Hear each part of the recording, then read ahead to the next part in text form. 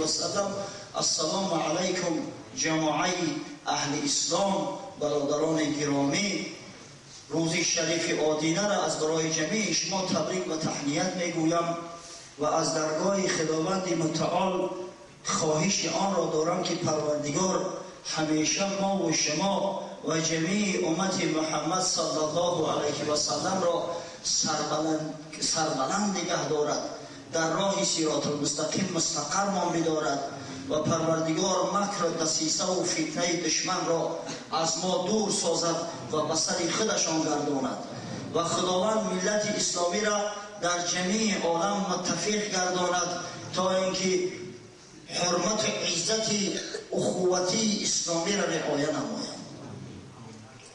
هفته گذشته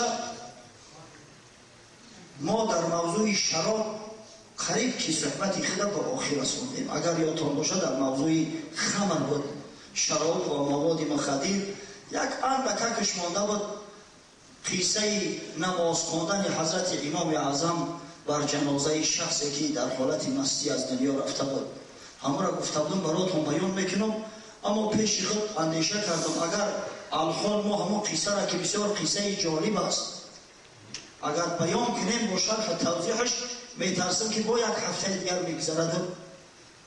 وعده ای که ما برای شما دادیم در موضوع اندک صحبت کردن حول صحابیان گرامی پیغمبر صلی الله علیه و سلم با سخن نخواهیم گفت.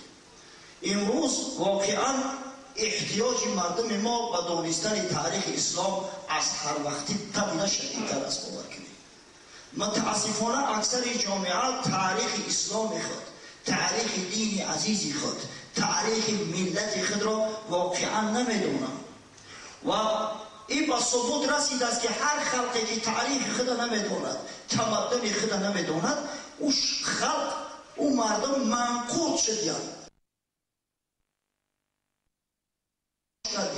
شخصی که تاریخ خود نمیدوند، با تاریخ دین مبین خود افتخار نمیکند، والله او نه نام دارد نه ناموس. از کجا دیگر ناموس اسلامی در وجودی او میماند؟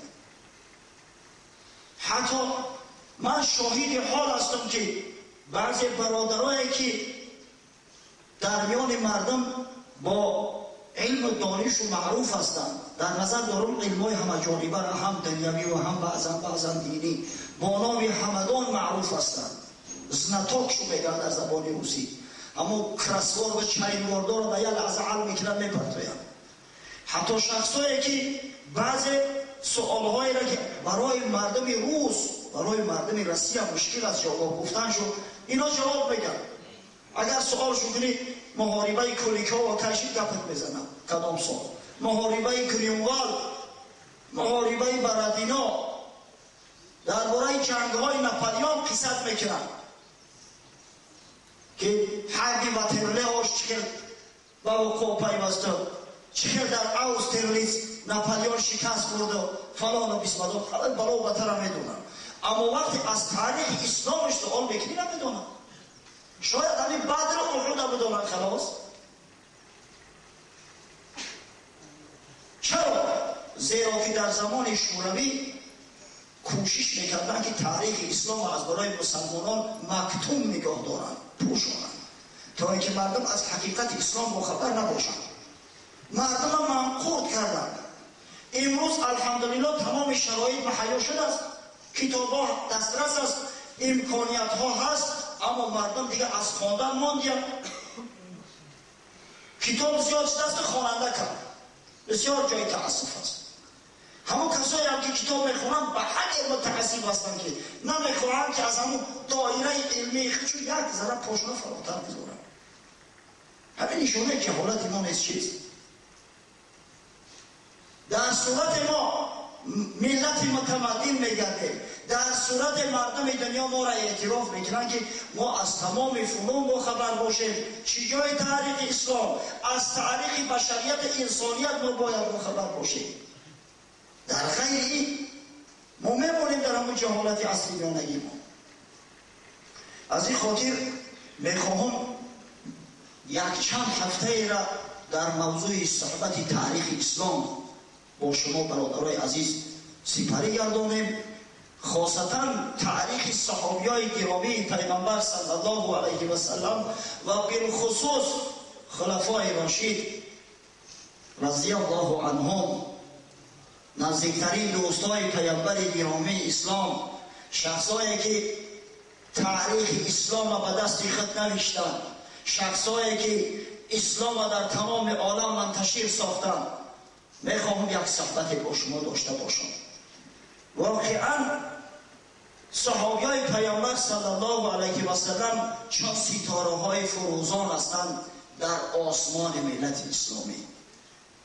هر کدامش نوری دارد، هر کدامش جلوه دارد. یک حدیث است در اسنادش ضعف است، اما ما نمیخواهیم به یگان حکم ثابت کنیم، در فضایل الاعمال آوردهش بشود.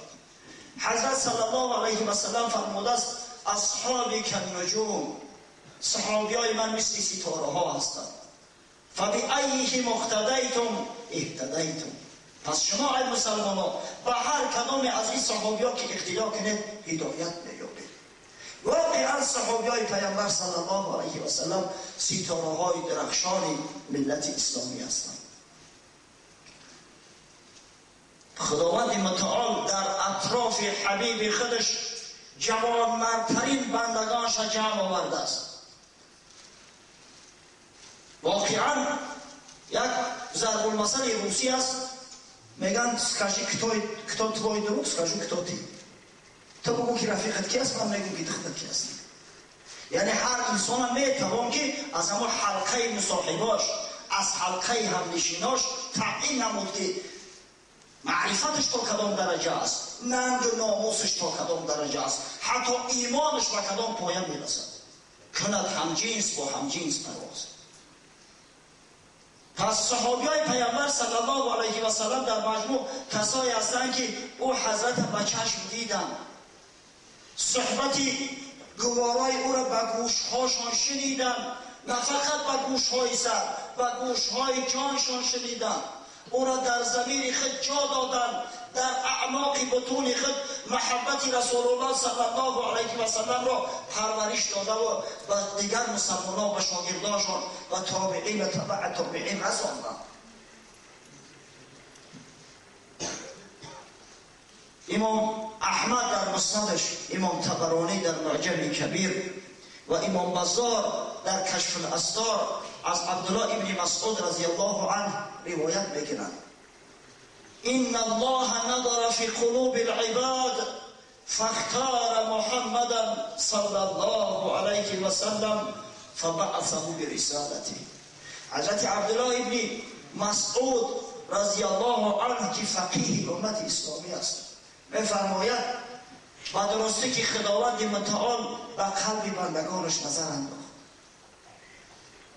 از میان تمام بندگانش محمد صلی الله علیه و سلم را همچون خاتم نبوت اختیار کرد، شخصی که آخرین پیغام خداوندی را حمل میکند و به دوش میگیرد و او را به پیغمبری مبعوث نمود.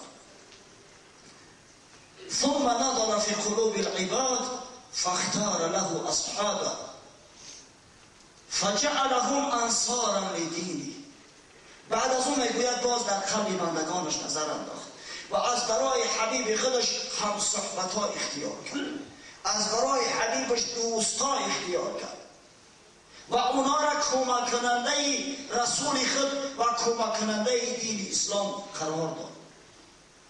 فما رآه المسلمون حسنا فهو عند الله حسن و ما رآه المسلمون قبیحا فهو عند الله قبیح. پس گفت هر چیزی را که مسلمان ها حسن میدانند، هر چیزی را که مسلمان ها قبول دارند اون نزد خدا هم حسن است. هر چیزی را که مسلمان ها تردید دارند نسبتش، انکارش میکنند، قبولش ندارند، نزد خدا هم قبیح است. پس صحابیای گرامی پیامبر صلی الله علیه و سلم آنچنان که ذکر کردیم ستاره های درخشان این ملت هستند و در میان اینها ستاره هایی هستند، چرمه هایی هستند که به بزرگیشون مثل آفتاب درخشان هستند، چون ابوبکر، عمر، عثمان و علی رضی الله عنهم. که اینا بزرگترین صحابی های پیامبر صلی الله علیه و سلم هستند. مرتبه و منزلت اینها از دیگر صحابی های پیامبر بالاتر است. در میان صحابی ها از روی فضیلت در جای اول حضرت ابوبکر صدیق می‌ایستند. و قول علمای اهل سنت و الجماعه فاضل ترین شخص بعد محمد صلی الله علیه و سلم ابوبکر صدیق رضی الله عنه است. ان شاء الله در دوام صحبت فضیلت‌های حضرت یک از برای شما بیان میکنم. خطاب قضاوت کنید که تا کدام درجه ما اهل سنت و الجماعه حق داریم که فضیلت او را اقرار نماییم و او را بهترین و خوبترین و والاترین و دوست داشته ترین صحابی های پیامبر صلی الله علیه و سلم اعلام نماییم. حضرت ابوبکر صدیق خصلت‌های دارد. خداوند به او فضیلت‌های بخشیده که به دیگر صحابی ها عطا نفرموده است. در ابتدا اجمالاً بعضی از فضیلت‌هاش بیان میکنیم، بعد وقتی که تعریفش میایم ان شاءالله درباره این فضیلت‌ها مفصلا استفاده میگذاریم. اولا حضرت ابوبکر با دوستی پیامبر صلی الله علیه و سلم قبل از بعثت با سعادت آن حضرت مشرف داشته است. در ایام جوانی حضرت ابوبکر با رسول الله صلی الله علیه و سلم دوست بود. انما یعرف ذا الفضل من الناس سبوه.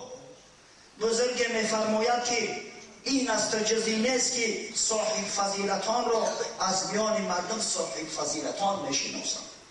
خداوند که ابوبکر صدیق را فضیلت داده بود، عقل داده بود، آداب عالی داده بود.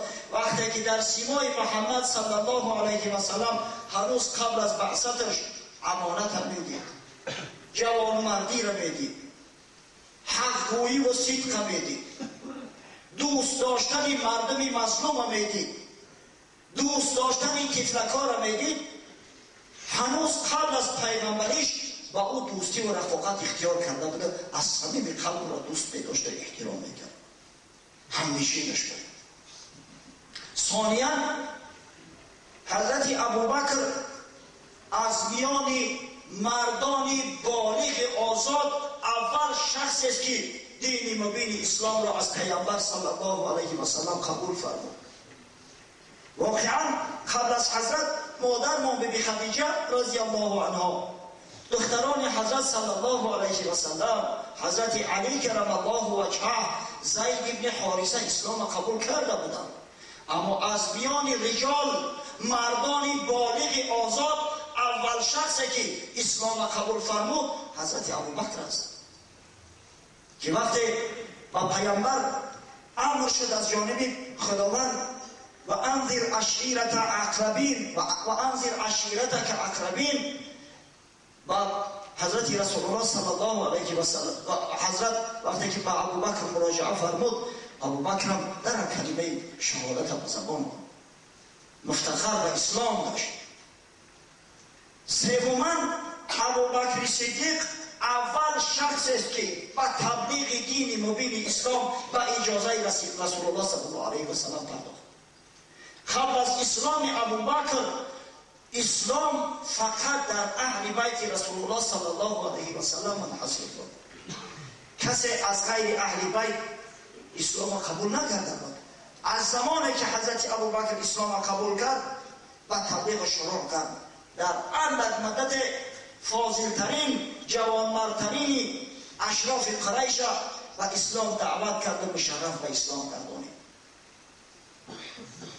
از میان اشخاصی که حضرت ابوبکر سببدار آن شد که اونها دین مبین اسلام قبول سازند میتوان حضرت عثمان ابن عفان، عبدالرحمن ابن عوف، زبیر ابن عوام، طلحه ابن عبیدالله، سعد ابن ابی وقاص، ابو عبیده ابن جراح، سعید ابن زید، فاطمه بنت خطاب و دیگران نام بود که با شرافت دعوت حضرت ابوبکر اونا اسلام قبول کردن و اکثر ایشان در همه عشره مبشره داخل هستند. اما 10 نفری که در حال حیاتشان پیغمبر صلی الله علیه و سلم به ایشان مشورت جنت داده بود. نهایت حضرت ابوبکر در تاریخ یگانه شخص است که مشرف گشت با پیامبر صلی الله علیه و سلم همراه هجرت کرد. ولی انشاءالله در طول صحبت مفصلا بیان میکنیم. و حضرت یاری غار پیغمبر بود. در غار ثور وقتی که اینا از دست مشرکای قریش پناه برده بودن، حضرت ابوبکر در پهلوی رسول الله صلی الله علیه و سلم بود. دیگر اینکه حضرت ابوبکر یگانه شخص است که تمام مسلمانان او را یا خلیفت رسول گفته مراجعت میکردند. حضرت عمر، حضرت عثمان، حضرت علی رضی الله عنهم با نام امیرالمؤمنین معروف بودند. با تخلص امیرالمؤمنین مردم به اونا امیرالمؤمنین گفته مراجعت میکردند، اما به حضرت ابوبکر یا خلیفه میگفتند، یا خلیفه رسول الله.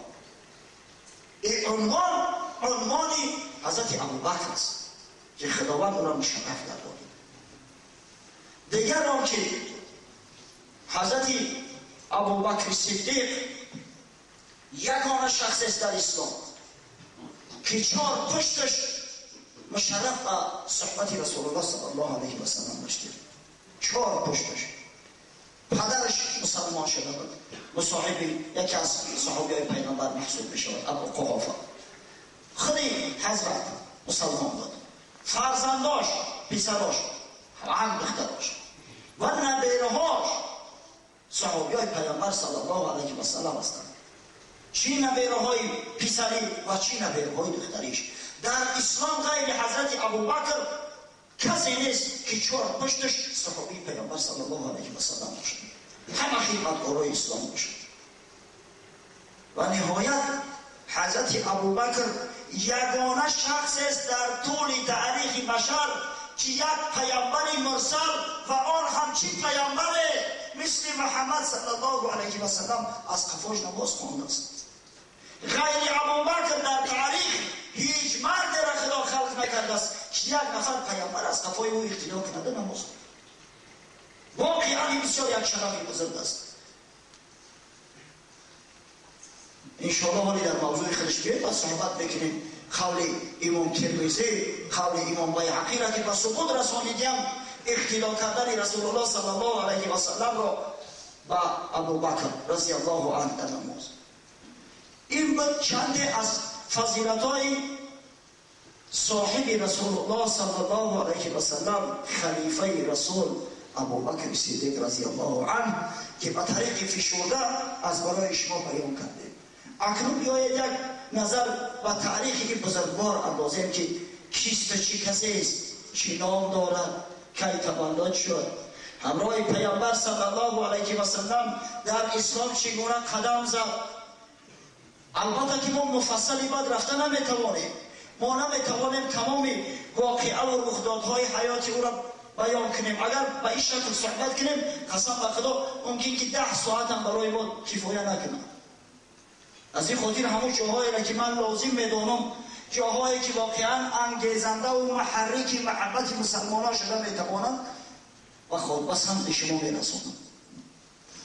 حضرت ابوبکر صدیق نامش عبدالله است. ابوبکر کنیت آن حضرت است که به همین کنیت معروف است.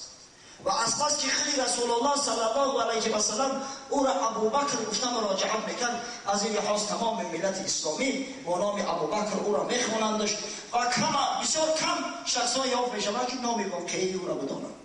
نامش عبدالله است، کنیش ابوبکر. عبدالله ابن عثمان. پدرش هم که با کنیه ابو قحافه در تاریخ معروف است، نامش عثمان است. نامی که پدر و مادر با او گذاشتن عثمان است، یعنی عبدالله ابن عثمان. ابوبکر ابن ابی قحافه رضی الله عنهما از پیامبر صلی الله علیه و سلم 2 سال و چند ماه خورتر است. اگر تاریخ ولادت و سعادت جناب سرور عالم را مؤرخین عام الفیل نگاشته باشند، عام الفیل اکثر محققا میگویند سال 570 هجری 570 میلادی است. 570 میلادی. بعضیا 20 اپریل گفتند، بعضیا 20 اوگوست گفتند. اما اکثر محققان میگویند که همین عام الفیل سال 570 هجری است. اگر چنده در بعضی کتابا 569 گرفتیم، در بعضش 571 گرفتیم، اما همین 570 به حقیقت موافقت میکنند. زیرا یک مستشرق معروف است با نام کنسین د پرسیوال یک کتاب 3 جلده دارد تاریخ اسلام. در همونجا اثبات کرده است، یعنی که دلیل حجت‌های زیاد آورده است با حساب‌های نجومی و به همون تقویم‌ها. و خلاصه میگه که اکثر محققان به همین قرار آمدند که سال عام الفیل همون 570 هجری است.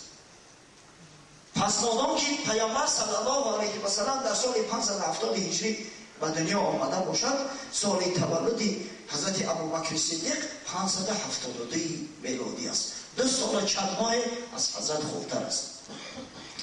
و او از قبیله قریش است، از بطن بنی زهره، از اشراف قریش است. از بس که امکانیت و شرایط خوبی داشتن، علم خوبی نیست در خوردی کسب کرد. همون مقداری که در جزیره العرب معروف بود، یعنی خوانده و نوشتن میتوانست. و چون اکثری اشراف زادگان قریش از جوانی و تجارت دستند، به خاطر تجارت به شام سفر میکرد، به یمن سفر میکرد، کاروان ها می آورد و تجارت مشغول بود. و در اندک مدت، یعنی تا همون زمانی که پیامبر صلی الله علیه و سلم و پیامبری مبعوث گشت، در کتب تاریخ آمده است که 40,000 درهم جمع آوری نموده بود. 40,000 درهم. من یک حساب سری دستکی کردم، تخمین 350 تا 400,000 دلار میشه که اون وقتی مبلغ بسیار مبلغ کلان بود، خصوص برای مردم جزیره عرب که اکثرشون قشاق بودن، بینوا بودن و پولم خرد داشت در واسط زمان. و حضرت همین 40,000 درهم وقتی که اسلام آورد، در راه اسلام و در راه دین و شریعت راه محمدی صرف کرده است. وقتی که حضرت صلی الله علیه و سلم به او مراجعه کرد که من از جانب خداوند و پیامبری مبعوث گشتم، گفت صدقت یا رسول الله، لا اله الا الله محمد رسول الله. در حال به یگان تردید، به یگان شک، به یگان سؤال الهی در حال ایمان آورد. چرا؟ زیرا که ابوبکر صدیق یک عقلی سالم داشت، بسیار شخصی صاحب فراست بود. آخه میفهمید حتی عقلنم که مردی که در مدت 40 سال با یک انسان دروغ روا ندیده است، چگونه میتواند که به خدای عز و جل دروغ گوید؟ از این خاطر از زمان پیامبر که همین سخن برآمد، در حال ایمان آورد، مشرف به اسلام شد و شروع نمود به دعوت رفقاش. از بس که حضرت ابوبکر بسیار مرد حلیم بود، مرد مهمان دوست بود، مرد با سخاوت بود، صاحب فضیلت بود. چی اشراف و چی عوام الناس او را دوست می داشتند. یک محبت در میان قریش صاحب بود و جوانا با او بسیار میل داشتند و خانش آمده رفت میکردند. زمان پس در یک صحبت خاصه حضرت ابوبکر و رفیقاش مراجعت کرد که تا کی بتپرستی، تا کی در شرک و در کفر زندگی کردن؟ امروز خداوند ملت عرب را سرافراز گرداند که از میانه ایشان خاتم نبوت محمد صلی الله علیه و سلم را مبعوث ساخت. پس ای برادران، ایمان بیاره، جانهای خود از آتش جهنم نجات ببخشید. وقتی که ابوبکر صدیق که با صدق خود در میان مردم معروف بود این سخن گفت، در حال رفقاش، دوستاش، کسایی که میان قریش صاحب مرتبه و منزلت بودن، اونا اکثرش تاجر بودن. عبدالرحمن ابن عوف که از بایترین اشخاص قریش بود، در حال ایمان آوردن و پیامبر. در ابتدا 5-6 نفر معروف ترینشان اسلام قبول کردند، از جمله حضرت عثمان ابن عفان، طلحه ابن عبیدالله، عبدالرحمن ابن عوف، سعد ابن ابی وقاص، زبیر ابن عوام. بعدتر ابو عبیده جراح، ارقم ابن ابی ارقم، سعید ابن زید، عبدالله ابن مسعود و چند زن از جمله فاطمه خواهر عمر خطاب رضی الله عنهم ایمان آوردند و مشرف به اسلام گشتند. و در ابتدا مسلمانان در خانه ارقم ابن ابی ارقم جمع آمدند و در خانه او پیامبر صلی الله علیه و سلم و ایشان از اسلام و از احکام شریعت قرا تعلیم می‌دادند. مادری ابوبکر صدیق طبق بعضی روایت ها در بعضی روایات تاریخ آمده است که هنوز در زمانی که مسلمانان در خانه ارقم ابن ابی ارقم رضی الله عنه جمع آمدند، روز آمد و صحبت حضرت مشرف گشت مادری ابوبکر ام الخیر و اسلام قبول کرد. اما در بعضی روایات دیگر آمده است که مادرش بعدتر مشرف به اسلام گشته است. القصه حضرت ابوبکر این مرد حلیم، این مرد صادق از زمانی که اسلام آورده است قسم به خدا تا آخران رمق حیاتش همیشه صادق بود در اسلام. در لحظه ای که در قلب صحابیای پیغمبر بعضا شیطان زلزله می انداخت، شک تردید وارد میکرد، ابوبکر صدیق اونا را به سکینه دعوت میکرد، اونا را آرام میکرد، تزکیهشو میبخشید. اما این مرد واقعا تا آخر حیات جوانمرد بود، جوانمرد ماند و همچون جوانمرد و صحابی گرامی و فاضل‌ترین پیامبر صلی الله علیه و سلم دنیا را ترک کرد. هر ملتی که چنین جوانمردا دارن انشاءالله هرگز خوار نمیشوند. هر پیامبری که مثل ابوبکر صدیق و رفقای او صحابیا داره انشاءالله شریعتش همیشه مالی است، همیشه پابرجا است. هیچ شیطان هیچ دشمن نمیتواند که او را متزلزل بدهد.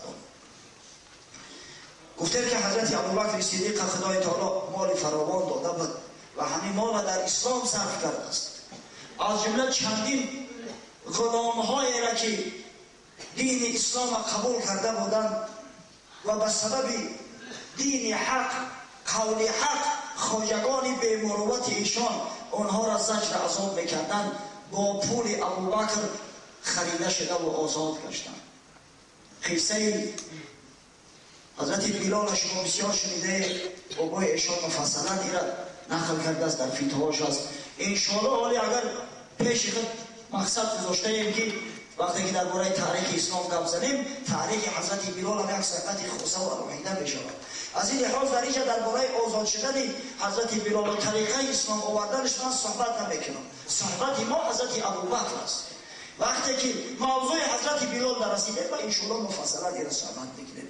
در اینجا مجملا بیان میکنیم که حضرت بلال عامر ابن فحیره را، چندین کنیزکار را از جمله لبینه را، حتی یک کنیزه که عمر ابن خطاب رضی الله عنه را در زمانی که هنوز اسلام نآورده بود و حضرت ابوبکر با پول خود خرید آزادشان کرد. حضرت رسول الله صلی الله علیه و سلم باری در صحبت نشسته بود، گفت ما نفعنی مال قط ما نفعنی مال ابی بکر. گفت قسم به خدا از هیچ مال دنیا من اونقدر منفعت حاصل نکردم آنچنانی که از مال ابوبکر صدیق رضی الله عنه. حضرت پاروش نشستگی بعد گریان شد، بسیار حلیم بود، قلبش به درجه معنوس بود به پیغمبر و اسلام که در اندک لحظه گریه میکرد. گریان شد، گفت یا رسول الله فداک ابی و امی اینما انا و مالی لک. یا رسول الله گفت پدر و مادرم فدای تو شوند، من و مال من متعلق به تو هستی، هر نوعی که میخواهی ما را استفاده بود. حضرت ابوبکر همیشه در وقتی که پیامبر صلی الله علیه و سلم زجر و عذاب‌ها میکشید یک پهلوش قایم و استوار بود. حالتونه میشه که حضرت زجر میکردن، ابوبکر میرفت در همون دعوا و جنجال ارالش میشد، ای هم نتکوب میخورد. در تاریخ آمده است بار حضرت نماز میخوند. قصه این زجر قریش من برای شما مفصلا چندین بار صحبت کردم، گمان میکنم که احتیاج ندارد. اگر چنده که هر قدر درباره زجر پیغمبر عذاب و جفاهایی که از مشرکان دیده است ما با مردم زیادتر صحبت کنیم. انشاءالله تخم محبت در قلب مردم بیشتر شکوفا میگردد. هر کسی را زیر خدای تعالی عقل فراست داده است، این عذاب و زجرهای پیامبرش اگر خداوند او را عقل داده باشد ایمان داده باشد پیش نظرش بیارد و این پیامبر خیانت نمیکنه. باری حضرت نماز بخوان، بدبختا آمدن از قفا، پیرهنش از قفا کشیدن که یاخش در گریبانش بس شد، قریب که گلوگیرش میکردن، میخواستن که بکشنش. تا همه حد حضرت بد میدیدن نسبت و نفرت داشتن. ابوبکر گریان آمد خیچت پوش کرد، گفت این چی کار است شما میکنی؟ ای بی مروتا، ای ناجوان مردا، اتقتلون رجلا ان یقول ربی الله، مگر شما مردی را که میگه پروردگار من الله تعالی است به خاطر همین سخن حقش میکشه؟ آیا با شما چی جور ظلم کرده است؟ چرا برای یک سخن حق که پروردگار من الله تعالی است شما میخواهی او را قتل کنید؟ به حد حضرت ابوبکر لط و کوبش کردن، لعنت خدا بر دشمنای خدا باد. عتبه ابن ربیعه حتی لگت به شده در روش آنچنان کف که دیگه بینیش بر اخسارهاش همش جویه شد. از هوش رفت حضرت و عذابهای آوردنش خانه. در خانه وقتی که هوشش به سرش زد پرسید که پیامبر صلی الله علیه و سلم چه حال داره؟ گفتن خوب است، احوالی تو بدتر است. گفت نه من میخوام ببینمش. گفتم آخه تو به یه حال چه خارج میشه؟ بشین آلی کمی تبابت بگیر بعد انشاءالله با میره پیشم و محمد صلی الله علیه و سلم. گفت قسم به خدا تا اینکه نبینمش بچه‌شم که آرام است، بی‌درد بیرنج است، طعام نمیخواد. دیگه بیچاره مادرش در تشویش قلبی همراهی زن صالحه با نام ام جمیل، این او زن ابولهب ملعون نیست، این دیگر زن است. شبانه نزد پیامبر آمدن گفتن یا محمد علیک الصلاة و السلام به خانه ما تشریف بیار که این پسر من گفت از خوردن آشامیدن ماند است، خودش قدرت آمدن نزد تو ندارد، میگوید تا اینکه رسول الله صلی الله علیه و سلم را نبینم طعام نمیخورم. حضرت شبانه آمدن نزد ابوبکر تا اینکه او را دید تسکین گرفت. در بعض روایت ها از جمله ابوالحسن ندوی رحمه الله میفرماید که ام الخیر مادر ابوبکر در همیشه ایمان آورد به پیامبر صلی الله علیه و سلم. گفتن که بعضیا گفتن که در خانه ارقم ابن ابی ارقم ایمان آورده بود مادرش، اما بعضیا میگویند که در همه حالت در همه وضعیت اسلام قبول فرمود. پس همیشه یار و مددگار رسول الله صلی الله علیه و سلم ابوبکر صدیق بود. تمام زجر و عذابها را همراهش تحمل میکرد. چندین مدت سپری شد تا اینکه آخر الامر پروردگار اسلام توسط انصاری های یثرب قوت بخشید. یک آفتاب امید آرزوها و تجلی شروع کرد از جانب یثرب و پیامبر صلی الله علیه و سلم و صحابیای خود سفارش داد که به یثرب سفر کنند، هجرت کنند. گفت دار مشرکان را ترک کنید امروز شما و یثرب سفر کنید. اونجا برادرای انصار منتظر ما هستند.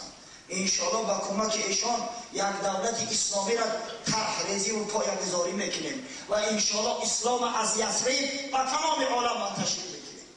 صحابیان یک دو و گروه و جانب مدینه منوره رهسپار گشتند.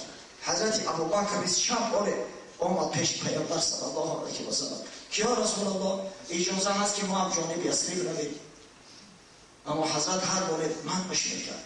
در تاریخ ها آمده است میفرمود یا ابابکر لا تعجل لعل الله ان یجعل لك رفیقا. ای ابوبکر عجله نکن، سراسیمه نشو. شاید که خدای تعالی از برایت یک رفیق انتخاب کند، همراه رفیق 2 نفر بیغم اندوه عازم مدینه منوره گردید. و تاریخ اثبات نمود که رفیق ابوبکر کی است. عاقبت الامر در ماه ذوالقعده در تاریخ آمده است که در 27 ماه ذوالقعده شب رسول الله صلی الله علیه و سلم خدمت به خانه ابوبکر اومد. تاریخی را مفصلا بیان میکنه که چی سبب شد که پیامبر شتاب کرد از برای به مدینه منوره رفتن. قریشی‌ها روز در دارالندوه جمع شدن در مکانی که مشورت میکردن سرورای قریش. اونا در دهشت افتیده بودن از هجرت مسلمانان به مدینه که اگر این مسلمانان امروز به مدینه روند، اگر قبیله اوس خزرج مدینه دین اسلام قبول کنند، در مقابل ما یک دشمنی قوی و توانای قرار خواهد گرفت. از این خاطر با مشورت شروع کردن که چیکار کنیم تا اینکه همین نگذاریم اینا را که یک دولت مستحکم سازند و به مقابل با یورش نمایند. چندین نفران نشستند در تاریخ ها همون صحبت مفصلا آورده شده است. زیرا بعضی همون شخصایی که در اون مجلس شرکت داشتن خدای تعالی اونا را به اسلام مشرف گرداند. عاقبت الامر شخص با نام ابوالبختری از اما اشراف قریش گفت بیایید زنجیر پیچش کنیم محمد صلی الله علیه و سلم و حبس خانگیش کنیم، نگذاریمش. گفت که از همه جا خارج شود. انشاءالله وقتی رفیقاش دیدن که پیامبر به سراغشون میآید، آهسته آهسته زندگی براشون تنگ میشود در مدینه منوره. و خصوص که اونجا تاجرای یهود هستند، اونا چشم دیدن ندارن این مسلمان‌ها را، نمیگذارن شد. آهسته آهسته با مجبور میشوند کفا میآیند. در میان اونا یک شیخ نجدی از نجد بود، شرکت داشت، در تاریخ ها آمده است. و اکثر محققان و مفسران میگن که شیطان در خلقت یک شیخ در مجلس شرکت میکرد، چه معرفی کرده بود که من از نجد هستم، از ولایت نجد هستم. اما او بدبخت هم شیطان گفت نه قسم به خدا این مصلحت ابوالبختری مصلحت درست نیست. شما اگر این را محکم میکنه دوستا و رفقاش مدینه را بر ضد شما بر میانگیزند، میگذارند این جوان مردای شیرای خدا که حبیب خدا را شما زنجیر پیش کنین اونا در مدینه منوره استراحت کنند. نه، تمام جزیره را بر ضد و بر میانگیزند. آخرالامر میان کمربندتون را میشکنند، حبیب خدا را آزاد میکنند. این مصلحتی تو نشد. یک نفر دیگرش قایم شد، پس بیایی گفت میزنه میرانیمش پیشش بگیریم. برای هر کی جای میرون جان ما هم خلاص، نه دعوا و جنجالش در کلای ما میمونه، نه ما با اون کاردار میشویم. باز همون شیطان در که لباس شیخ نجدی را پوشیده بود گفت که نه این مصلحتیت نمیشه. او وقتی که با دست خود او را آزاد میکنه و رهاش میکنه، هر نوعی که دلش میخواهد بر ضد تو مبارزه میکنه. شما حق نداره او را امروز آزاد کنید. امروز که او در دست شما گرفتار است، باید از فرصت استفاده کنید. نهایت دشمن سرسخت‌ترین خدا و رسول خدا ابو جهل ملعون خواهیم شد. گفت برادر من یک مشورت دارم، یک مصلحت دارم، بیاید از هر یک بطن قریش یک کسی را انتخاب کنید، در دستش شمشیر را بترید، 10 نفر انتخاب بکنید از 10 بطن و همه یک جایه به جان محمد میتازند، همه به او ضربه میزنند. اگر یک نفر باشه که مثلا بنی هاشم از او قصاص میگیرند، را زنده نمیکنند. اما وقتی که تمام قریشی ها از هر بطن از هر اولاد یک نفری در قتل او اشتراک کرد، دیگر علاج ندارند، مجبور هستند که همون دیگر خونبه ها را بگیرند. نمیتونند که بنی هاشم و تمام قریش سر خنجر را به سیتیزه کنند. این شیطان ملعون گفت بهترین سخن همین شخص گفت، ابوالحکم گفت. قول او را قبول کردن، 10 نفر حتی انتخاب نمودن. در میان اون 10 نفر همین بدبختی ابو جهل و عتبه ابن ربیعه و برادر شیبه ملعون و عقبه ابن ابی معیط سرسخت‌ترین دشمنای پیامبر خدا بودند و مقصد گذاشتن که شبانه به خانه حضرت هجوم میکنیم و او را قتل میکنیم. و همین شب همون 27 ماه ذوالقعده بود. حضرت شبانه آهسته از خانه خارج شد. خدای تعالی چشماش مکور کرد. در بعضی روایات آمده است که حضرت یک مشت خاک از زمین برداشت و بالاشون افشان و حدی کور شدن که از پهلوش گذشت ندیدندش. در جای خودش علی ابن ابی طالب رضی الله عنه خوابانید، یک بردی سبز داشت بالاش پوشان، گفت نترس خدای تعالی همراهی توست، به جان تو کسی آسیب رسانده نمیتواند. بعد نزد حضرت ابوبکر آمد. حضرت ابوبکر از همون 40,000 درم 5,000 درمش برای چنین روزه گذاشتن. همون 5,000 همراهش گرفتن. همراه رسول الله صلی الله علیه و سلم خارج شدند از مکه شبانه. کسایی که حج خانه خدا را کردن، البته که غار ثور را دیدن، اگر بالا هم که نبرآمده باشند از همون پایان دیدنش. ثور نام کوهی است که تقریبا 4 میل از مکه خارجتر است، بیرونتر است. باور کنید به حد راه پرپیچ‌وتاب داره، به حد راه مشکل داره که الهی توبه.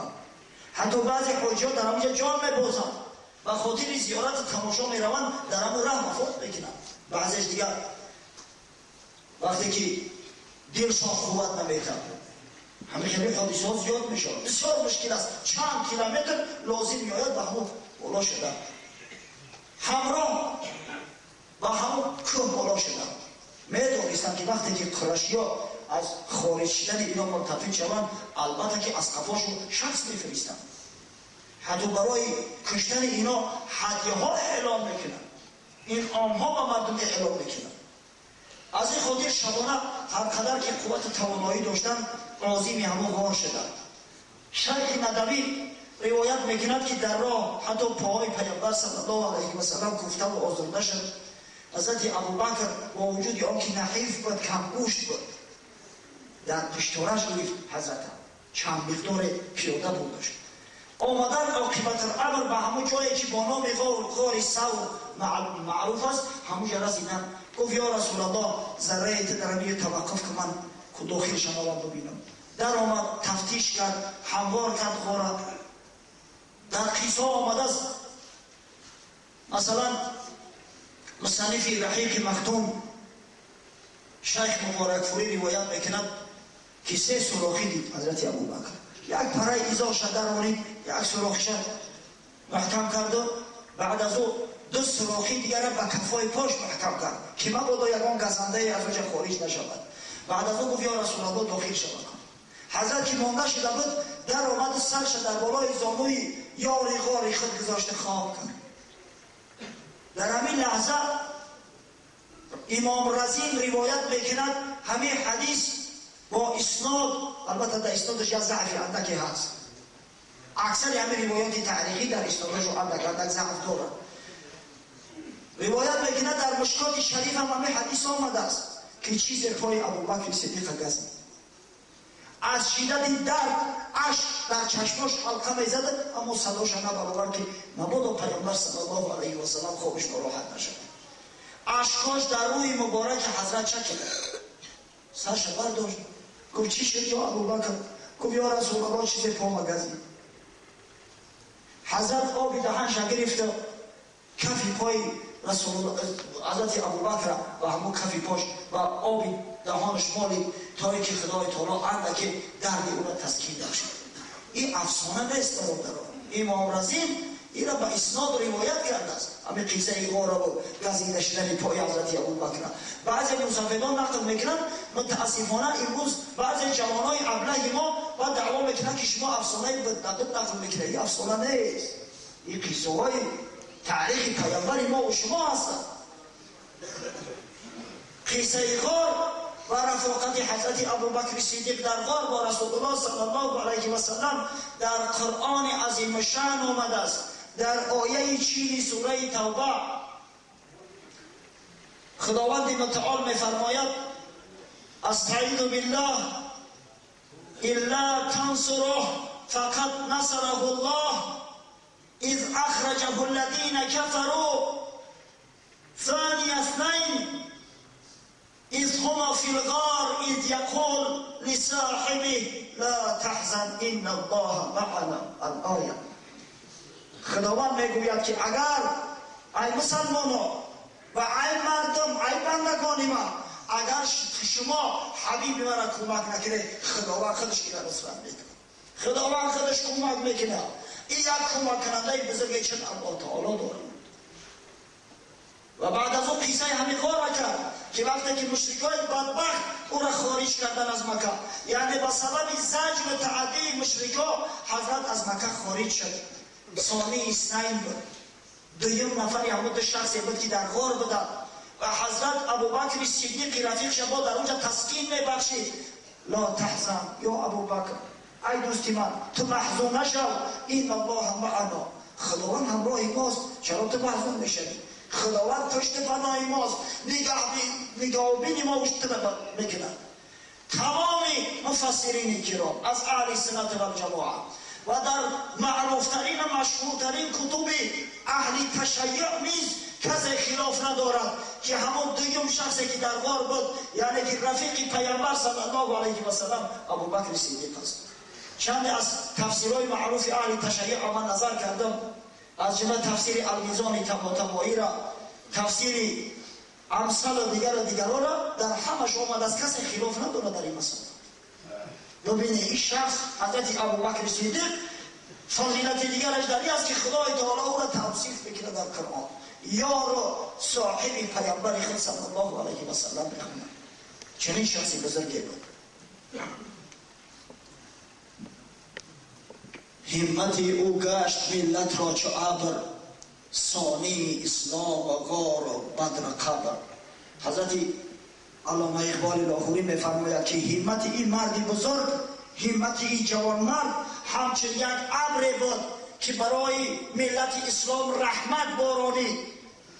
این شخص ثانی اسلام است، ثانی غار است، ثانی بدر است که در علیش در بدر در پهلوی پیامبر صلی الله علیه و سلم و ثانی قبر است که در پهلوی پیامبر صلی الله علیه و سلم در خاک گذاشته شده است.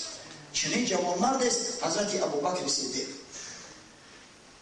مدت 3 روز، جمعه، شنبه، یک شنبه در همون غار سکونت کردند، زیرا قریش وقتی که سحر حتی همون شبانه وقتی که میخواستند پیامبر را به قتل رسانند، آمدن وقتی بستر را برداشتن دیدن که حضرت علی که خود بداری به بلوغت نرسیده بود خواب است.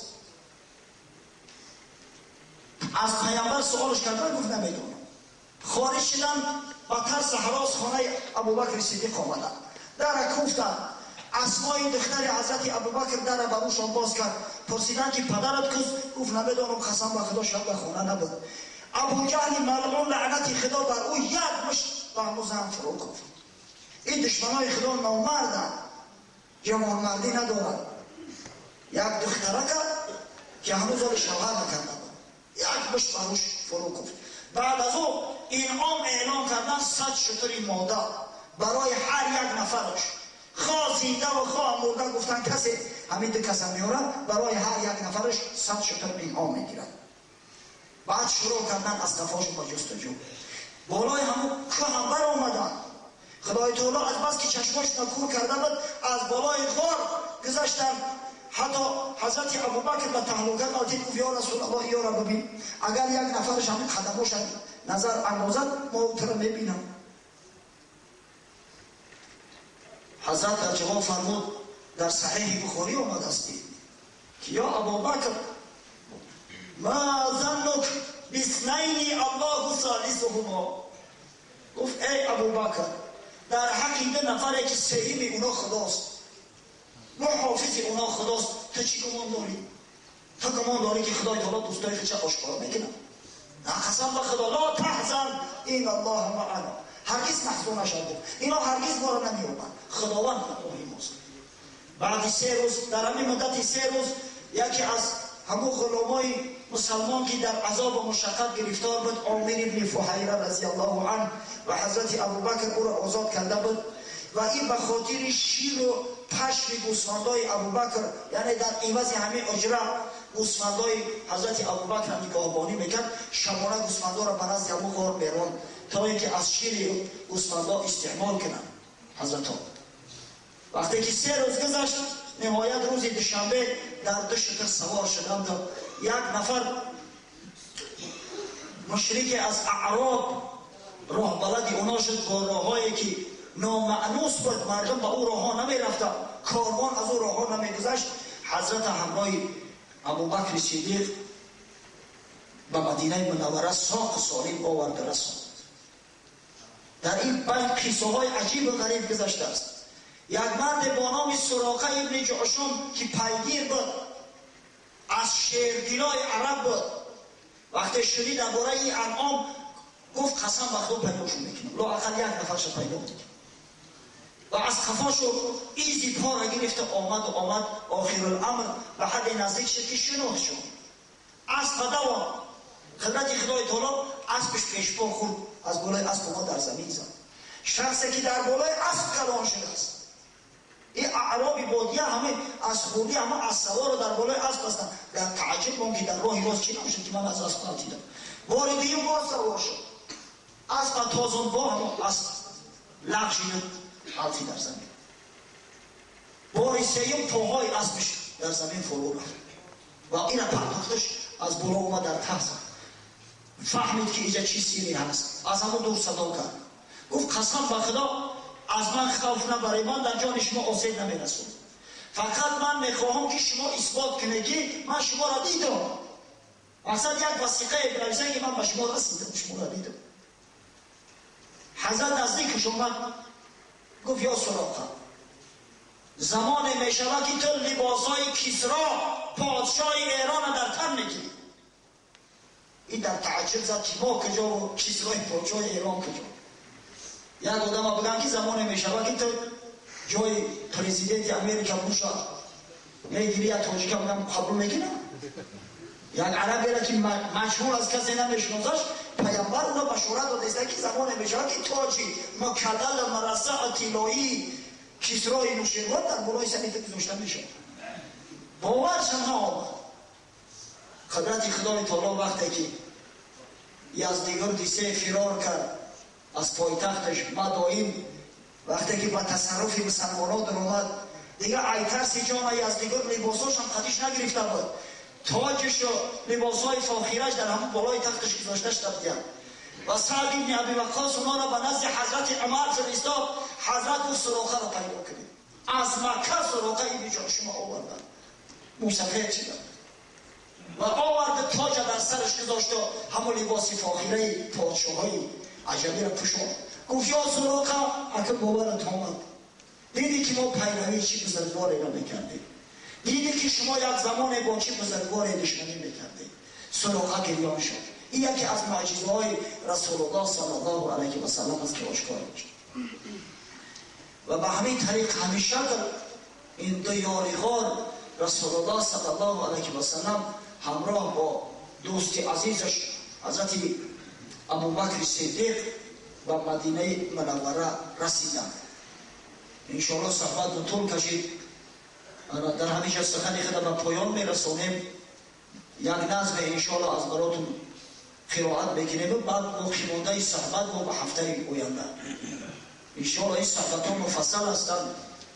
وقتی که به شما قصه تاریخ اسلام صحابیای پیامبر صلی الله علیه و سلم کنده می شود، همچنان که فیلم تماشا میکنید برادرای عزیز شما هم تأثیرات خودتون تخیلات خودتون به کار بندازید. باور کنید قسم به خدا شخصایی که محبت واقعی به اسلام دارن وقتی یک قصه را بشنوند خودشون در بین همون واقعیت تصور میکنن.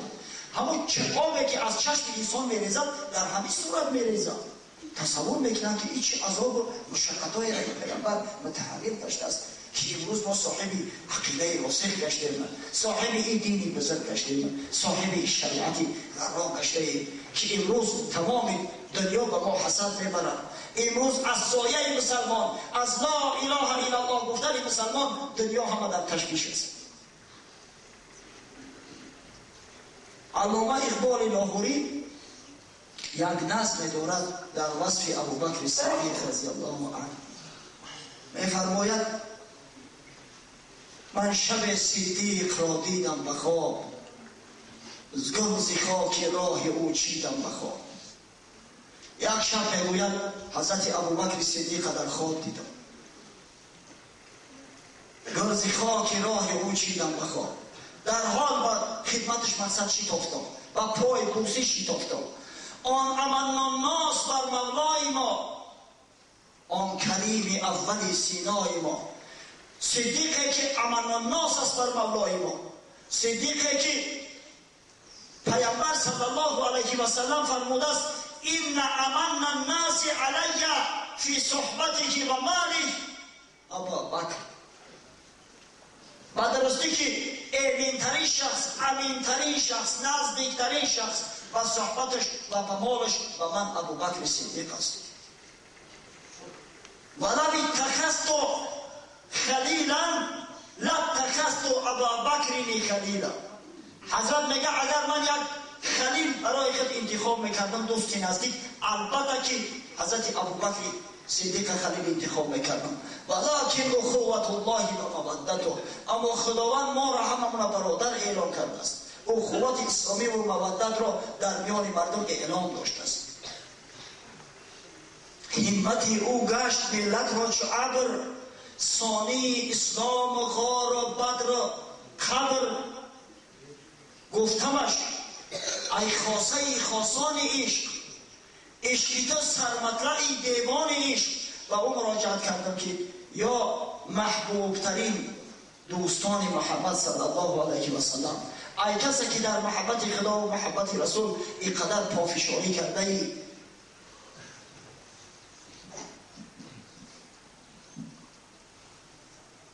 گفتمش ای خاصه خاصان عشق، عشق تو سرمطلع دیوان عشق. پخته از دستت اساس کار ما، چاره فرما پی آزار ما. و اون مراجعت کردم که تو با وجود آن که جسمت نحیف بود، با وجود آن که سین سالت به جای رسیده بود، با وجود آن که به سبب همون زهری که همون مار در غار ثور به تو زده بود، تمام حیات عذاب کشیدی و درد رنج کشیدی و عاقبت الامر و سبب همو از دنیا گذشتی. با وجود این وقتی که محمد صلی الله علیه و سلم از دنیا گذشت، بیرق اسلام پرتو افشان کردی، دین اسلام در عالم منتشر کردی، نگذاشته که هیچ مشرک با مسلمانان سرپنجه بود، نگذاشته که در نیم جزیره عربستان هیچ قبیله که مرتد شده بود به جزا ماند. از یک طرف با فارس با جنگ خواهیم شدی، از طرف دیگه با قیصر روم استوار شدی، در محاربه شکستشان دادی، کمربندشان شکستی. ای جوان مرد، چاره فرما پی آزاری ما. امروز ما مسلمان ها خار و ذلیل شده ایم، امروز دشمن بالای ما مستولی گشته است. برای ما یک مشورت بده که چیکار کنیم که مثل مسلمان های زمان اول ما صاحب عزت باشیم، صاحب آبرو باشیم، صاحب اعتبار باشیم. گفت تا کی در هوس گردی اسیر، آقتا به سوره اخلاص گیر.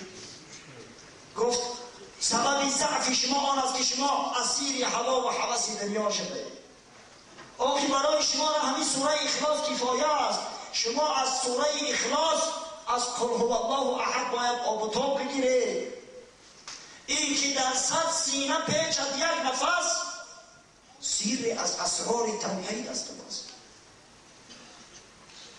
یک نفس لا اله الا الله در صدها سینه پیچید و این لا اله الا الله دنیا را متزلزل گردان و این لا اله الا الله چشم مردم را بینا کرد. مگر همین سیر توحید الهی نیست؟ شما از لا اله الا الله دور مانده، شما پریشان و پراکنده شده، شما بدبختا مسلمان را تخریب کرده ایستاده است. شما در آسیاب دشمن آب ریخته ایستاده، شما به ناموسای به وجدان و امر خواجه های اون طرف اقیانوس مسلمان های برادر خود حکم و کفر میکنید. بعضی مسلمان ها در مسجد فتنه میانگیزه. از کجا شما صاحب آبرو و عزت شوید؟ آن که نامت را مسلمان کرده است، از دهی سوی یکی آورده است. ای بدبخت، او خدایی که ترا مسلمانت کرده است همه تا به وحدت دعوت کرده است. اینما المؤمنون اخوه گفته است. مسلمان برادر مسلمان است. خویشتن را ترک افغان خوانده ای، وای بر تو آنچه بودی مانده ای، اما تو بدبخت هنوزم ترک هستی و افغان هستی و عجمی و ایرانی هستی. چی جای ترک افغان؟ هنوزم تو بدبخت به خلابی و به کرمی و خاک و به بلاها تقسیمی. مگر خدای تعالی تو چنین مأمور کرده است؟ مگر محمد صلی الله علیه و سلم نبود که تمام مسلمانان را همه را در زیر یک بیرق متحد ساخت؟ مگر حضرت صلی الله علیه و سلم نبود که فرمود لا فضل لعربی علی عجمی العجمی الا بتقوا. عربی بر عجمی هیچ فضیلت نداره مگر با تقوا. ترا چی بلاد رسید است امروز که اسلام عزیزت پهن و پراکنده میکنی؟ ترا چی بلاد رسید است امروز که تو خدا پرستی را با محل پرستی تبدیل داده ای؟ این اسلام یک بحری بزرگ است، پر تلاطم است. اگر تو میخواهی خدمت خدا و خدمت دین مبین اسلامش کنی، تو نهنگ همین بحر باش. و تو بدبخت در یک سیستم عجیب آب میگیری و به همه قشلاق محلت همه بریم دعوای ایمانداری اسلام داری میکنی. اسلام اون نیست، اسلام این بحر است، با بحر یک شد. خویشتن را ترک افغان خوانده ای، وای بر تو آنچه بودی مانده ای. ای که تو رسوای نام افتاده ای، از درخت خویش خام افتاده ای. صد ملت از ملت انگیختی، بر حریم خود شبه خون ریختی. از یک ملت 100 ملت کردی تو بدبخت. تو حریم خود حرام کردی، حریم خود برای مردم آشکار کردی. و حریم مقدسترین جای انسان است. تو بدبخت، تو با کمک دشمنان خواهیم شده امروز. از منبر رسول الله صلی الله علیه و سلم اعلان میکنم، هر کسی که ادعا میکنه که برای ما را یهودی از شیعی دیده بالاتر است، قسم به خدا کافر است. شیعی که کفرش ثابت نشده است، کسی ادعا میکنه که همه یهودی صهیونیست با شیعی برابر است یا که از شیعی افضل است، او کافر است. یا ایها الذین آمنوا لا تتخذوا اليهود والنصارى اولیاء بعضهم اولیاء بعض.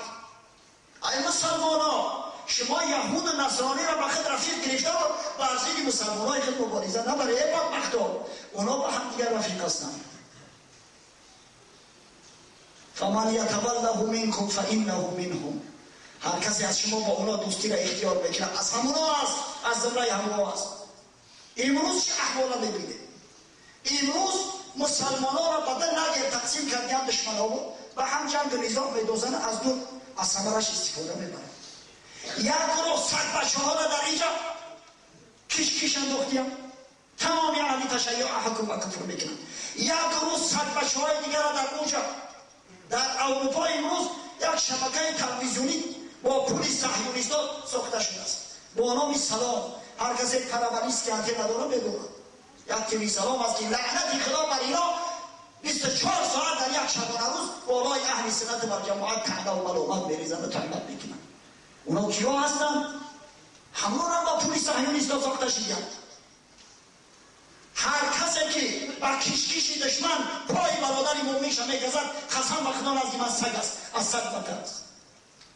انشاءالله این روز وقت تمام شد، ولی هفته آینده صحبت خدا دوام میدیم. بسیار بسیار خواهش میکنم ما باید یک شویم، یک شو توحید را مشهود کن، غایبش را از عمل موجود کن. از حجاز چین ایران ما، شبنم یک صبح خندان ما، خواب در سر تو از کجای نباشه. ما مسلمان ما اولاد خلیل، از ابیکم گیرگر خواهی دلیل. ما ز نعمتهای او اخوان شده، یک زبان و یک دل و یک جان شده. مثال آوردن کتاب های بعض شخص های مجهوله که کسی اونا را نمیشناسد مگر در علم شما. روتان سیاکی آخی شما عالم از و کتاب میخونه، شما کتاب های معتبر را بخونه، کتاب های را که ما اهل تشیع او را قبول دارن. واقعا کسی که سخن کفر از زبانش میبره نزد ما کافر است، نزد ما اهل تشیع هم کافر است. هر کسی که ازواج مطهره پیامبر صلی الله علیه و سلم طعنه به زنا میزند او کافر است، نزد اونا هم کافر است. ان شاءالله این موضوع این مسئله را با مفصل‌تر صحبت خواهیم کرد. متاسفانه وقتی ما با آخر رسید، در آخر دعا میکنیم که خداوند ملت اسلام رو بیدار و هوشیار گرداند، پروردگار نگذارد که دشمنان اسلام توسط صد بچگان خویش مسلمانان را به هم شورانند. خداوند ملت مسلمان را یک فراست، یک بصارت عطا کند تا اینکه بتوانند مکر دسیسه و حیله و فتنه را از حقیقت جدا نمایند. خداوند ما و شما را زبانمون را گویا گرداند که همیشه دعاگو باشیم، آنچنانه که پیامبر صلی الله علیه و سلم نزد خداوند دعا میکرد: اللهم ارنی حقیقت الاشیاء کما هی. پروردگارا حقیقت اشیا را آنچنان که نزد تو محقق است، آشکار است، همچنین به ما نمایان کن. همچنین خداوند حقیقت اشیا را به ما و شما آشکار سازد. پروردگار مسلمانای تمام عالم متحد سازد تا اینکه در زیر کلمه لا اله الا الله محمد رسول الله قلبای همه به تپش بیاید. خداوند این محلگرایی و این ملتگرایی را که امروز متاسفانه جامعه ما به این بیماری گرفتار شده است از میان ما برچیند و برکند. پروردگار دشمنای اسلام خار بگرداند. خداوند اسلام عزیز پیروز سازد برحمتک یا ارحم الراحمین. پس به امامتی او اما اگر چنین ضرورت نباشد بسیار جنجال نکنید سر امامت، بسیار دعوا نکنید، زیرا که باور کنید مسئولیتش به حد بزرگ است که قسم زیادی از صحابیای پیغمبر از امامتی کردن میگریختند، خوف داشتند. یومنت با کل اناس بامامهم. همین وعید خدای تعالی، همین سخنی که حضرت خداوندی در قرآنش گفته است برای همه ما باید نمونه عبرت باشد. روزی که دعوت بکنیم هر گروهی را هوای ایمان شد. ایمان پیش خم از قفا، سوال و جواب همه نمازها در ذمه امام است. الامام ضامن، امام ضامنی نماز قوم است. این مسئله را اتفاق ختم کنید. و یک گروه دیگری از برادران خواهش دعا دارند. بعضی از برادرای مسلمان نیت سفر خارجه ندارند، به خصوص به ملک روسیه. دعا میکنیم که خداوند سفرشون را به خطر گرداند. پروردگار یک برکت مثبت به اونا عطا کند که دست خالی به خانه بر نگردند، بلکه نفقه اهل بیت خویش را فراموش ننموده خود یا به دست رفقای خود بفرستند. یک گروه دیگر از جوانان هستند که امتحان دارند در مکتب. زمان امتحان سر شده است. دعا میکنیم که خداوند ایشون را موفق بگرداند. پروردگار به اونا علم با عمل نصیب و روزی ببیند. زیر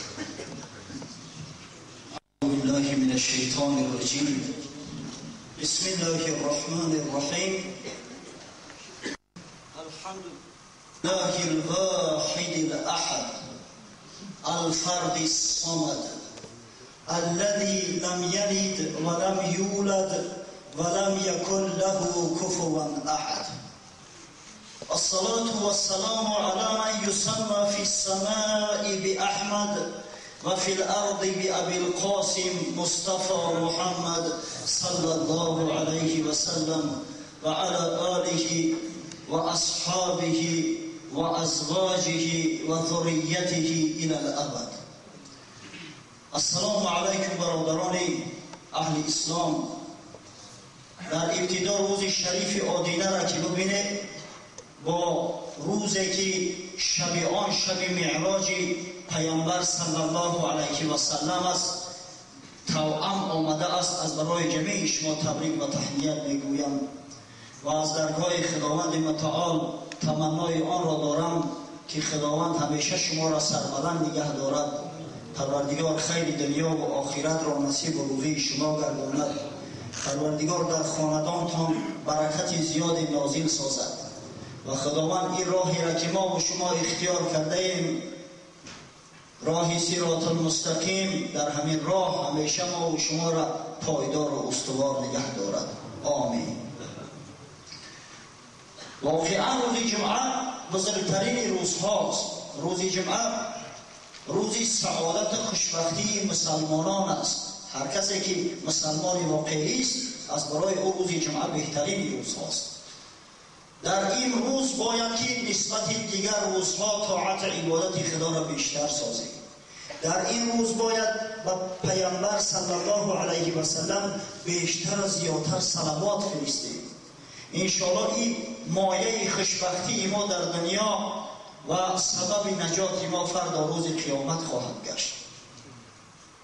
عن اوس بن اوس قال رسول الله صلی الله علیه و سلم ان من افضل ایامکم یوم الجمعه فیه خلق آدم علیه السلام و فیه قبض به و فیه النفخ و فیه الصعق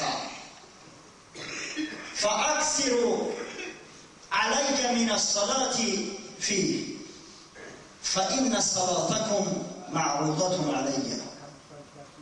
اوس ابن اوس صحابی پیامبر صلی الله علیه و سلم روایت می‌فرمایند که روز حضرت رسالت پناه صلی الله علیه و سلم برای ما یک پندی داد و فرمود در ضمن پند خویش و درستی که بهترین روزهای شما ای مسلمانان روزهای جمعه است، زیرا در این روز پدر شما آدم علیه السلام از جانب پروردگار آفریده شد و در همین روز روح او قبض کرده شد.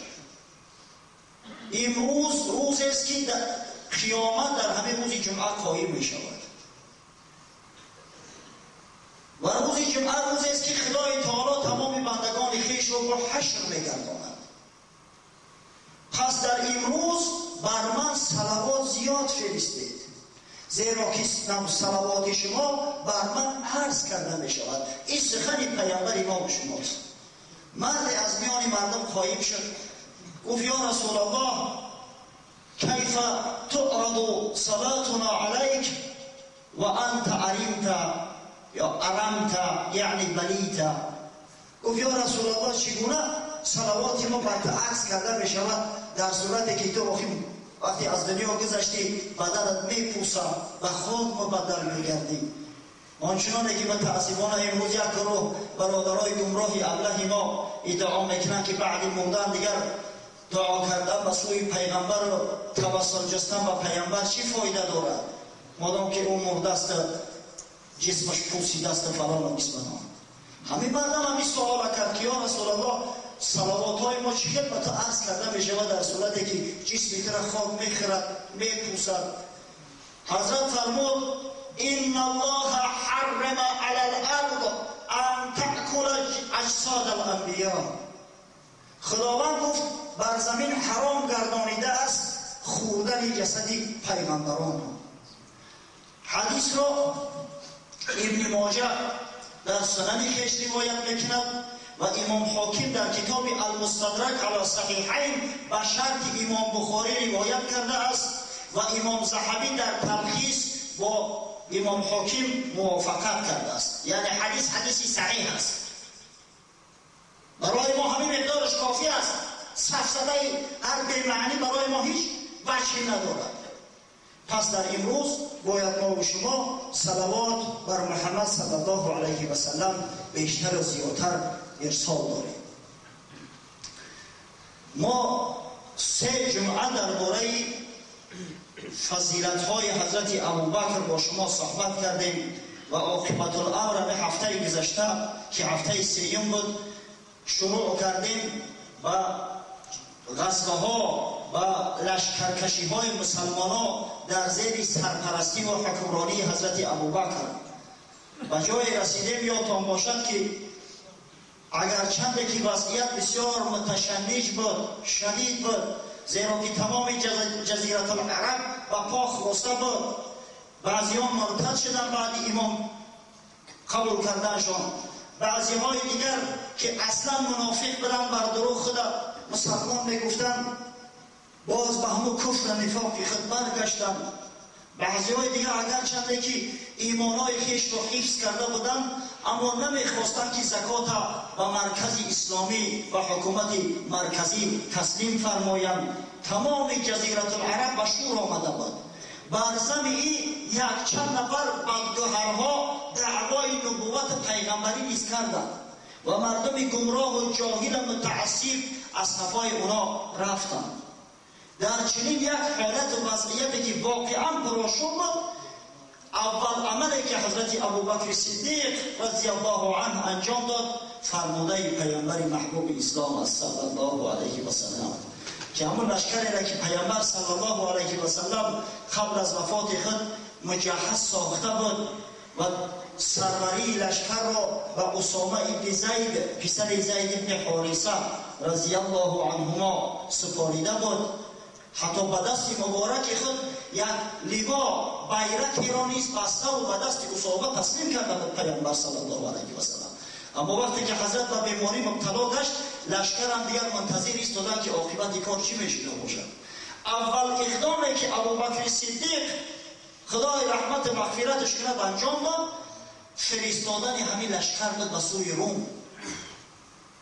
اگر چند که صحابی آمدن التماس زیاد کردن که یا خلیفه رسول، امروز ما حق نداریم که مدینه را بی سپاه مانیم، زیرا خطر آن است که دشمنان از دور و نزدیک با هم جمع آمده به مدینه منوره میتازند، شاید که مسلمانان را از دم شمشیر بزرانند.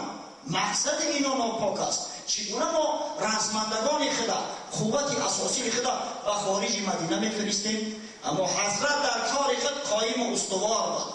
سوگند یاد کرد، والله ما رددت جیشا جهزه رسول الله صلی الله علیه و سلم ولا حللت لواء عقده رسول الله صلی الله علیه و سلم بیده. قسم به خدا گفت لشکری را که پیامبر خود مجهز ساخته است، من او را دیگه پراکنده نمیکنم. و اون بیرقی را که پیامبر به دست مبارک خود بسته و در دست اسامه ابن زید تسلیم کرد، من دیگه اون را باز نمیکنم. و لشکر را فرستاد. مسافه بی نهایت دراز، شاید که قریب 1000 میل راه باشد از حجاز تا به شام. لشکر اسامه ابن زید از میان جزیره العرب به سوی روم که قوی ترین دولتی دنیا بود، همین دولتی ابرقدرت بود، یک افلاس دیگری روم، روانه شدند. مردم جزیره قبایل در تعجب ماندند که این مسلمانان مگر دیوانه شدند؟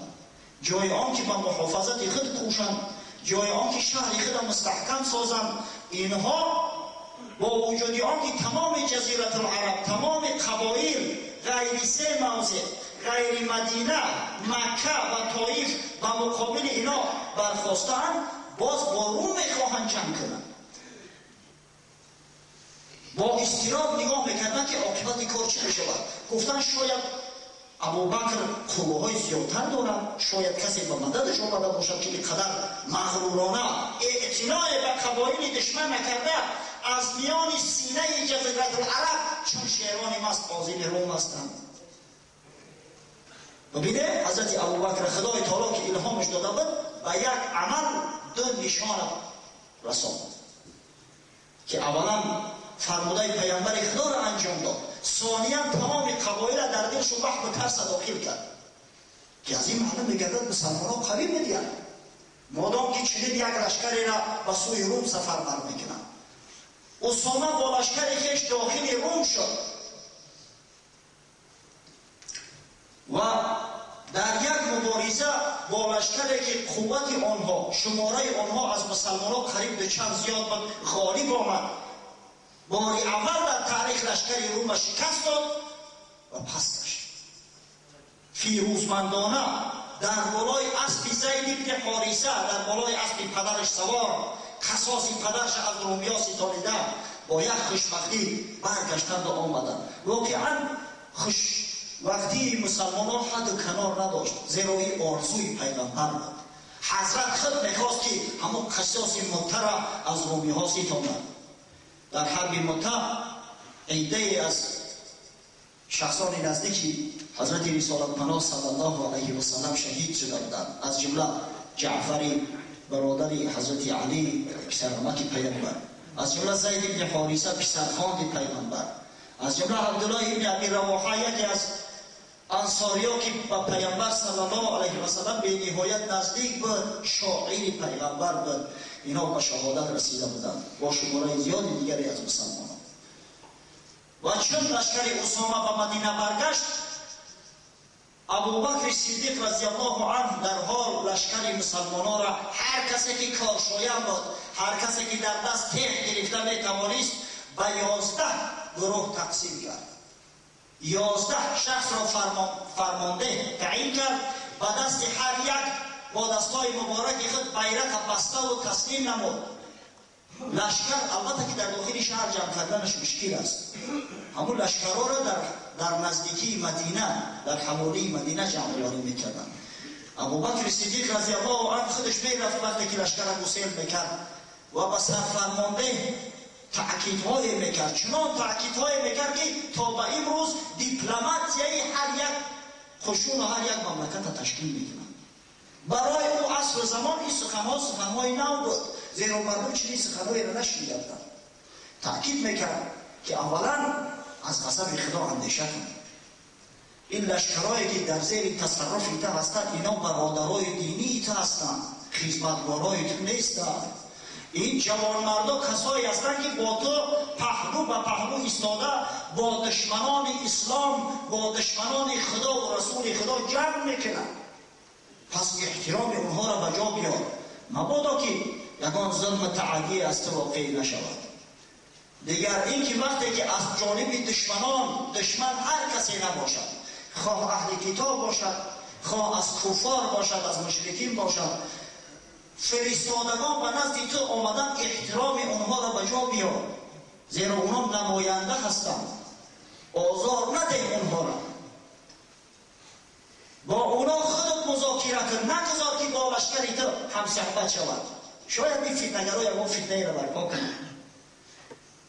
شخصا فرمانده امر کرد که شخصا خودت قبول میکنی و فرستاده ها را با اونا صحبت میکنی و خودت گسیلشون میکنی که از میان لشکر برآورده روند، تا اینکه تحقیق نکنند که خشونی تو از چی مقدار عبارت است، چی فضیلت ها دارد، چی کمبودی ها دارد.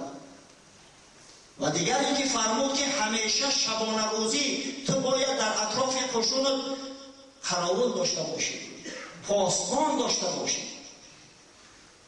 ببینید چی سخنهای حکمت آمیز در عسکری خدمت میکرده.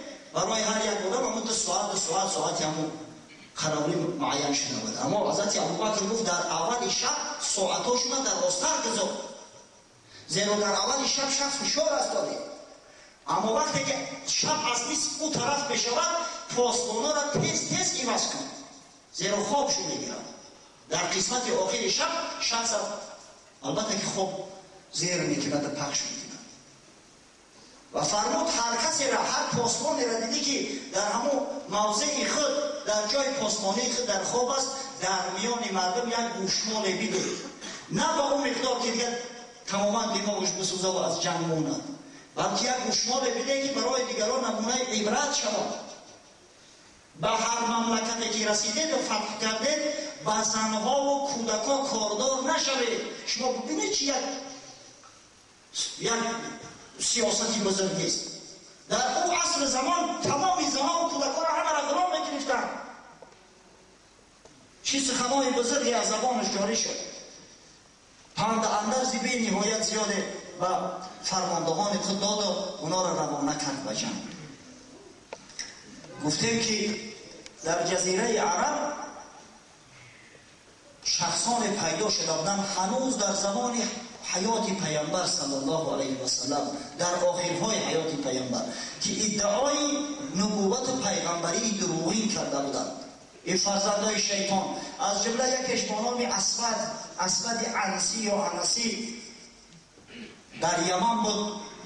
پیامبر صلی الله علیه و سلم هنوز حیات بود که این بدبخت به قتل رسانیدند، سزای عملی کفرآمیز خود دید. اما طرفداراش، شاگردهاش بیرق کفر و عناد بالا کرده بودند، بر ضد دولت مسلمان جنگ اعلان کرده بودند، یمن پرآشوب ساخته بودند. از طرف دیگر طلیحه ابن خویلید، سردار معروف و مشهور قبیله بنی اسد، این قبیله بنی اسد بسیار مردم جنگاور هستند. خود طلیحه نیز یکی از سوارکارا و شهبازای مشهور این جزیره عرب بود. بدبخت هم شعر هم میگفت، بدبختش نگیم زیرا البته در همون حالت بدبخت بود، اما الحمدلله که بعدها طلیحه اسلام آورد، در صف مسلمانان کارزار کرد، حتی که در راه اسلام و در راه خدا جام شهادت نوش کرد. خداوند رحمت مغفرتش کند. اما همون ساعتهایی را که ما با شما مذاکره کرده ایستاده‌ایم، در همون حالتها طلیحه نیز دعوای پیامبری و نبوت میکرد. بر ضد او خالد بن ولید سیف الله شمشیر خدا. روانه شد. در یک حرب بسیار شدید سخت قشون طلیحه را به شکست مواجه ساخت. خود طلیحه نیز یک زن زیبایی داشت به نام نوار، همون را در پشت اسبش سوار کرد و گریخت رفت طرف شام، به شام رفت. جنگ از همه سخت‌ترین شدیدترین با مسیلمه کذاب واقع شده بود.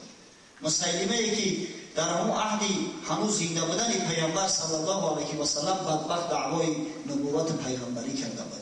دعوا میکرد که نیم دنیا از قریش است، زیرا که محمد صلی الله علیه و سلم پیغمبر خدا از قریشیان است. نیم دیگرش به تعلیق به ماست، به بنی حنفیه یا به بنی حنیفه از بنی ربیعه. اینا چی نو کردن و مردم به سوی خود جلب ساخته بودن. سبب چی است که مردم با اینا پیروی کردن؟ اصلا همین سبب دو چیز است. یکیش جهالت و بیسوادی و نادانی، دومش تعصب قومی و قبیلوی. حالا انشاءالله در این موضوع مفصل‌تر صحبت می‌کنیم. یک بدبختی دیگر، یک زن با نام سجاح بنت حارث بن سوید در الجزیره سر بالا کرده و دعوای پیغمبری برداشت.